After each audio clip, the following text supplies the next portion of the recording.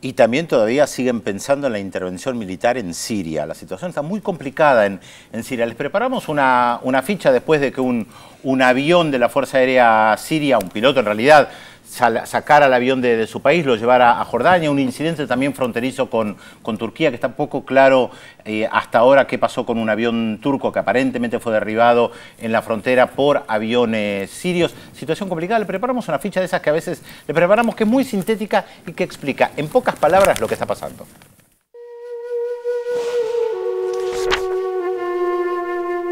El conflicto interno que afronta la República Árabe Siria comenzó en enero de 2011 como parte de la denominada Primavera Árabe, con manifestaciones contra el gobierno del presidente Bashar al-Assad a cargo del país desde hace 12 años, tras suceder a su padre, Hafez al-Assad, quien ejerció el poder durante 29 años.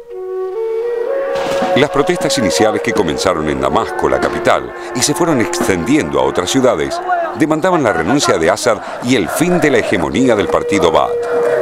Los partidarios de Assad también realizaron marchas multitudinarias en apoyo al gobierno. Las manifestaciones comenzaron a sufrir ataques de bandas armadas no identificadas que se atribuyeron mutuamente tanto el gobierno como los opositores. La represión gubernamental se incrementó con los asesinatos de policías e integrantes de las Fuerzas Armadas por parte de grupos armados. A comienzos de abril de 2011, el gobierno de Assad comenzó a utilizar el ejército para confrontar las protestas. La oposición está representada por una serie de organizaciones políticas proscriptas, algunas de ellas basadas en Turquía y países europeos, que se agrupan en el denominado Consejo Nacional Sirio, que sigue un modelo similar al registrado en Libia y que busca el derrocamiento del gobierno de Assad. Tienen una rama paramilitar, el denominado Ejército Libre Sirio, conformado por algunos desertores del ejército y por mercenarios de diversos países, sobre todo libios, quienes habrían recibido apoyo encubierto de Turquía, Estados Unidos y de algunas monarquías del Golfo. El gobierno sirio tiene pocos pero importantes apoyos que evitan su aislamiento. Rusia, que posee una base militar en el puerto de Tartus, China e Irán.